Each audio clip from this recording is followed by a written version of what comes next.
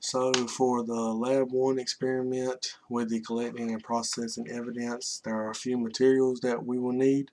One of the first ones will be the chain of custody form, which I actually printed off. And then there is the paper photographic form, the scale. There's the sock and the sheet of lifting tape. The plastic bags are all in there together. And then there is the permanent marker, pair of disposable gloves, and my masking tape. Okay, so for the first procedure,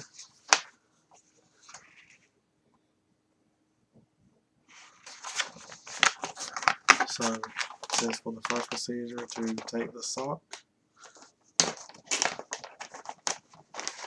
which is the sock right here, and then I'm working with my camera on my computer, so I have to work it down here, and then basically just drop it on the floor.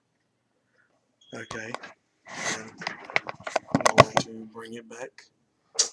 So it says for the case number, on January the 21st of this year at 6:36 p.m., police were dispatched to Greenfield Park after a report of an attempted robbery with possible homicide. The victim, Dean Fisher, was walking through the park when a man came up behind him, hit him on the back of the head, and attempted to take his wallet. Mr. Fisher attempted to defend himself, and a short scuffle ensued. The suspect started to flee when Mr. Fisher grabbed his shoe to stop him. The suspect's shoes, along with his sock, came off during the scuffle. In an attempt to get away before police arrived, the suspect stabbed the victim and grabbed his shoe, but did not pick up his sock before he fled. Mr. Dean Fisher was pronounced deceased at the scene. 5 hours later, police took Roger O. Barger into custody.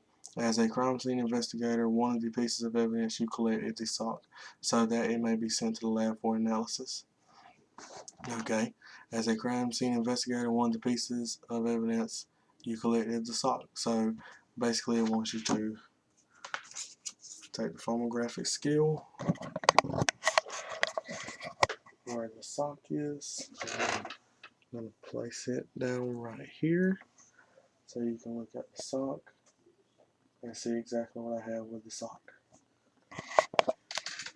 Okay. And it says so using a gloved hand. So take my glove and I'm going to put my gloves on.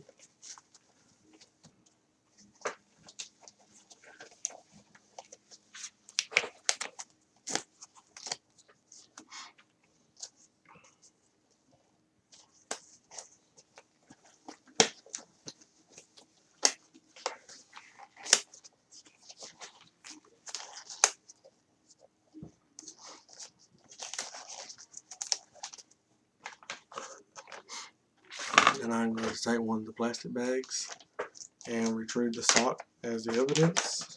Take the sock, and I'm going to place the sock inside the bag. Just like this.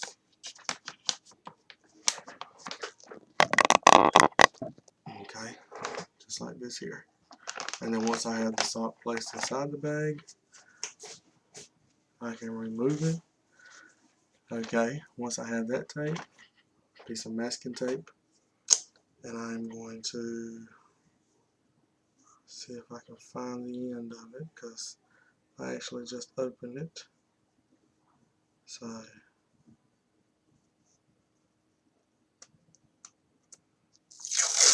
I'm going to take a piece of tape and I'm going to place it over the top of the bag just like this here. So once I have the piece of tape over the bag, just like this, and then it says tear off a piece of masking tape, seal the top of the evidence bag with the masking tape, use the permanent marker to write your initials, the case number, the date, and item number on the masking tape. So the case number is 042327, and then my initials YO, The date is 8/28/17, and the item number 1 on the masking tape. Number 1. So I would have my case number, the date, my initials, and number 1, because one piece of evidence in the bag. Okay. And then for your part 2, so using a permanent marker in the crime scene scenario in part 1, step 4 to complete the stop chain of custody form with the case number. In the description of evidence section, use a permanent marker to calculate item number 1.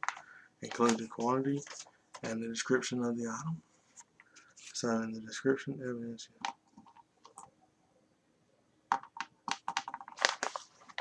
so for the chain of custody tracking form, I'm going to fill it out and put the case number, which is 042327, and then it says put the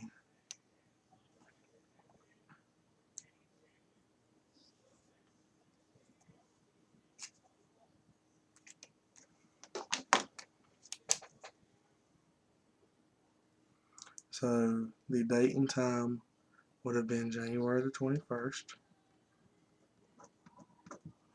The location would have been Greenfield Park.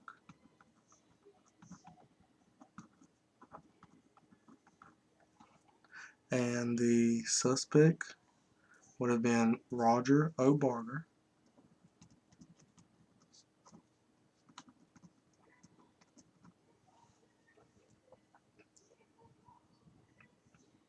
The offense would have been attempted robbery.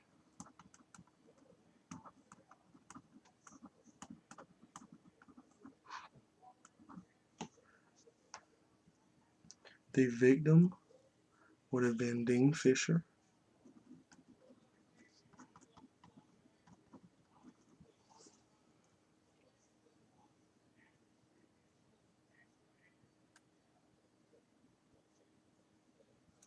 Okay, so I would have filled it out, and I'm not sure if you can actually see it, but I would have filled it out.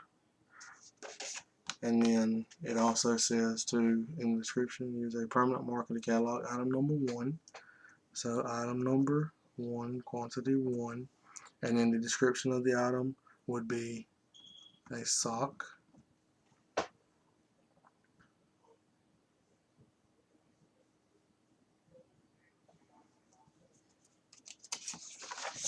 Okay. And then the same day you collect the evidence, you transport it to a laboratory that specializes in fiber. You give custody to item number 1 for Dan Brown. Fiber expert Dr. Brown states he will lift possible trace evidence from item number 1 and identify any trace evidence found as item number 2. He will then analyze samples obtained from item number 2 under a microscope to compare the fibers to a possible matching stock seized from the suspect and any additional fibers found. So I will now act as if I am Dr. Brown working in the laboratory. I will lift possible trace evidence from the sock collected at the crime scene. If you have removed your gloves, be sure to put them back on. So I need to put my gloves back on. Okay.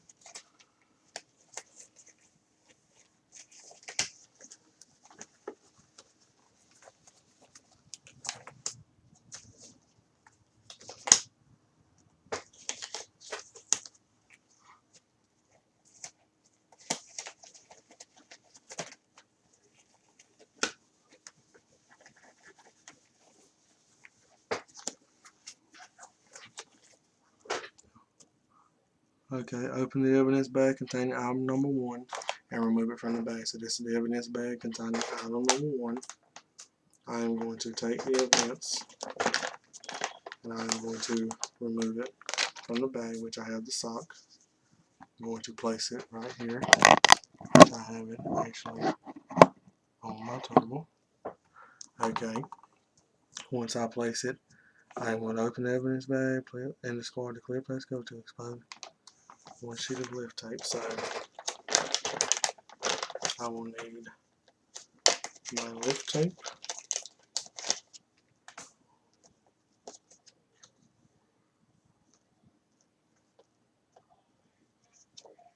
Okay.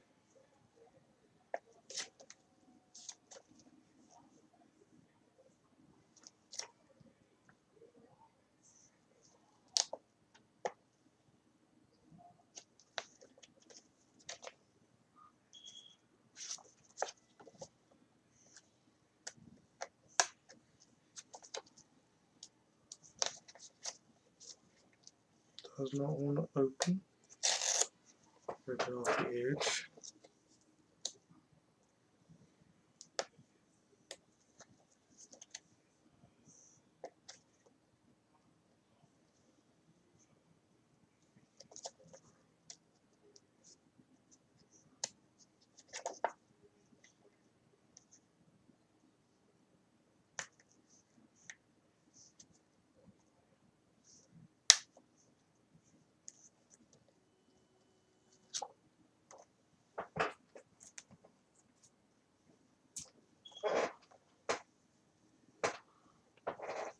Okay. Adhesive side on one sheet of lift tape. So one sheet of the lift tape. Okay, once you peel and discard it, place the adhesive side of the lift tape on the sole of the sock. Lightly press the tape down and then remove it by pulling it up and off the sock. So press it down. It's not.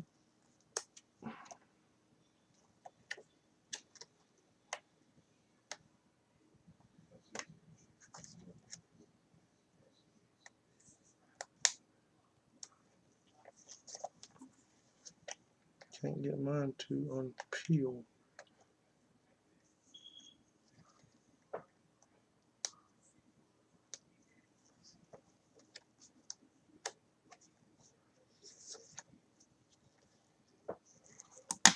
That's it.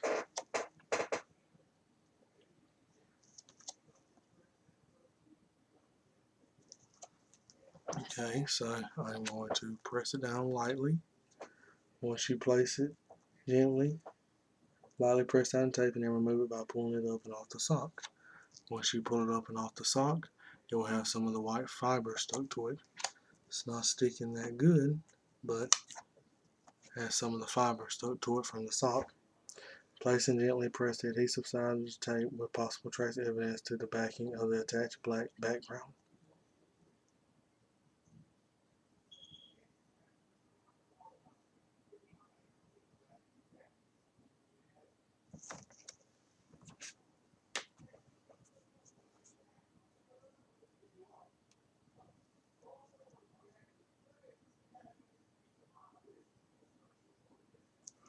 So once you do that to the back, then it says place and gently press the adhesive side of the tape with possible trace evidence to the backing of the attached black background.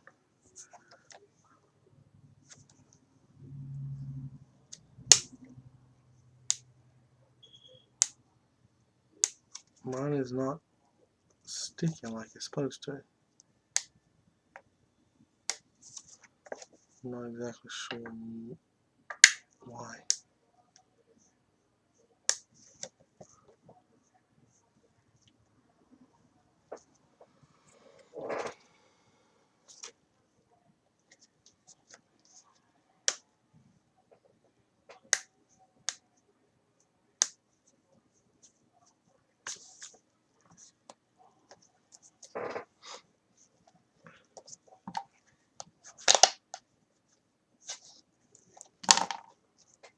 Okay, so sticking it back and it's not exactly sticking.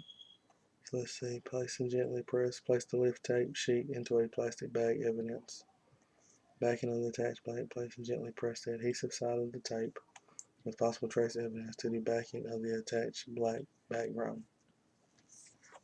Okay, place the lift tape into a plastic bag with evidence. So a separate bag, which I have, okay, which is right here, and then I'm going to drop it and I'm going to place it back into the evidence bag, just like this. Once I place it into the evidence bag,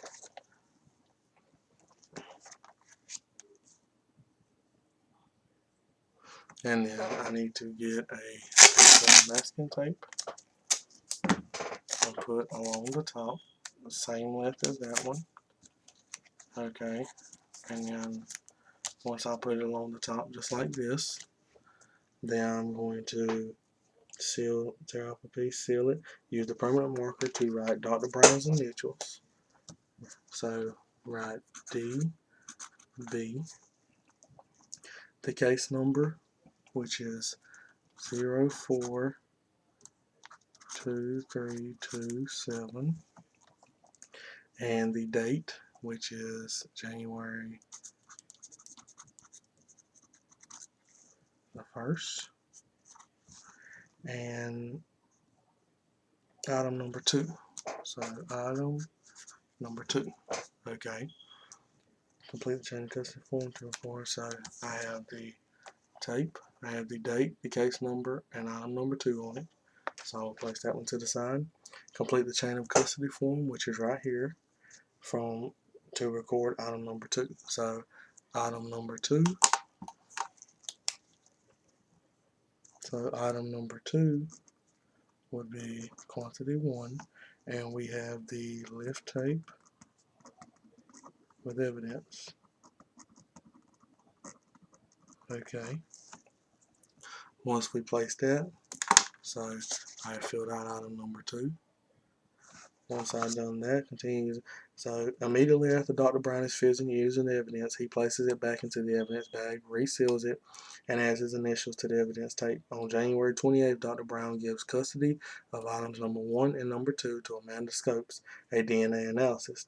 She attempts to collect a sample of DNA from inside the salt to compare to a sample taken from the suspect. She places the evidence back in its evidence bag, reseals it, and adds her initials to the evidence tape.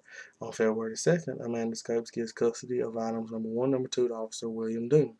That same day, he registers items number 1 and number 2 in the evidence room at the Greenfield police station, where they remain until the trial is held. Add the initials of any other person that opened the bags.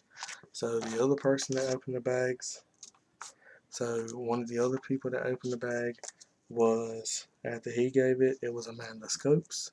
So AS. And then she attempts to collect it, and then Officer Doon, that same day he registers items. Well, say, Officer Doon never opened it. Use a camera to take a picture of the evidence bag, contain this, and now 5 multiple photographs. So I have the 1 bag, and then I will need to put the salt back in this one. So now evidence bag number 1 and number 2, and then you will have your evidence chain of custody. So that will be all 3 of them right there. And that will be it.